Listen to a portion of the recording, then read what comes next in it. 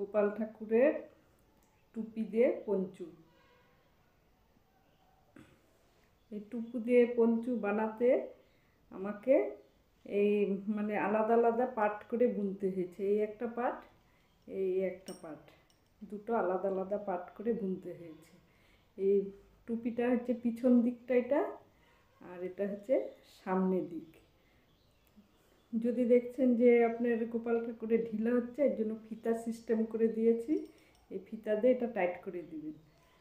তাই টুপি বানাতে আমাকে এই 20 ঘর নিয়েছি, এই 20 ঘর বা 20 ঘর নিয়েছি, এদিকেও 20 ঘর নিয়েছি, আর টুপি বানাতে 20 ঘর নিয়েছি এটা। তা আমি 2 লাইন উল্টো বুনেছি প্রথমে, তারপরে একটা করে ঘর বাড়িয়ে গেছি আমি।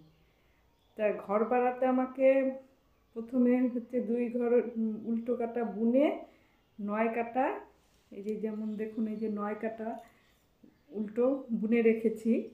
তারপরে আমি কি করব, এটাকে ঘর বাড়াতে হলে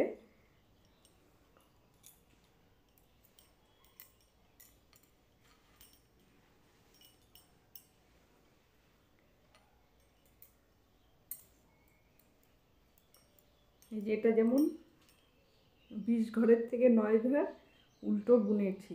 আগে প্রথমে 2 লাইন উল্টো বুনে নিয়ে পরের লাইন 3 নাম্বার লাইনে 9 ঘর উল্টো নিয়ে এবার আমি ঘর বাড়াবো। ঘরটা বাড়াবো কেমন করে, এই যে যেমন এটা উল্টো আছে,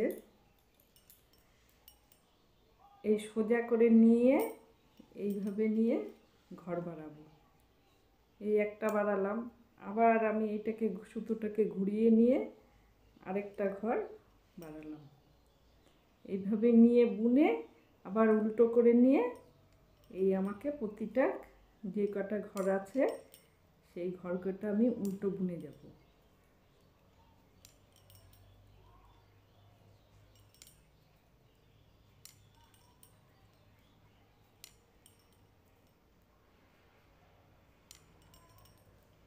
আর লাস্টের কাটাটা আমি সোজা বুনলাম। আর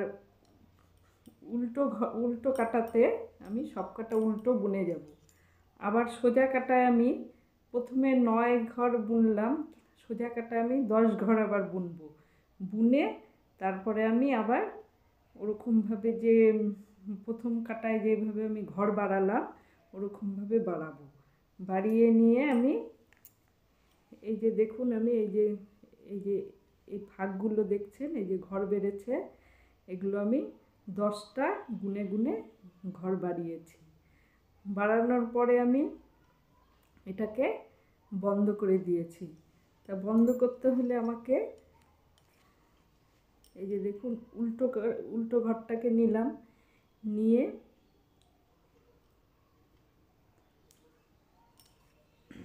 এইভাবে নিলাম, নেওয়ার পরে আমি এইভাবে একসাথে দুটো ঘর ফেলে দিলাম।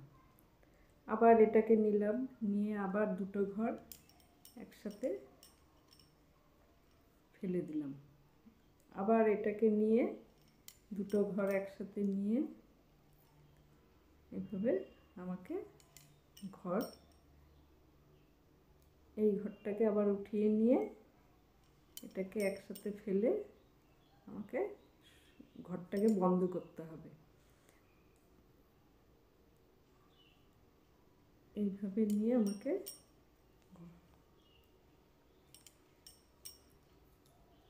এই যে এই ঘরটা নিয়ে আবার পরের লাইনের ঘরটা নিয়ে একসাথে আমি ফেলে এইভাবে ঘর বন্ধ করব।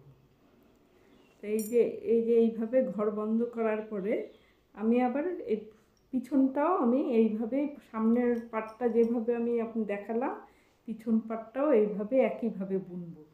তারপরে আমি ক্রুশ দিয়ে এই কাজগুলো করব। এই যে ক্রুশ লাগবে এই বুনতে, ক্রুশ দিয়ে আমি এটা করেছি এটা। আর এই যে টুপিটা দেখছেন যে এই টুপিটা আলাদা বুনেছি আমি, আলাদা বুনে আমি এই যে উল্টো পাট করে এটা সেলাই করে দিয়েছি এটা। এই যে তা টুপিতেও আমি 20 ঘর নিয়েছি, পুরো কাটা উল্টো বুনে ওই যেভাবে আমি এই ঘরটাকে ফেললাম যেভাবে বন্ধ করলাম, এটাকেও এরকমভাবে বন্ধ করে তারপরে আপনি এই এই যে এইদিকে উল্টোভাবে, আর সেলাই করার সময় উল্টোভাবে সেলাই করব। উল্টোভাবে সেলাই করে এই সোজা দিকটা এইভাবে ঘুরিয়ে দিব।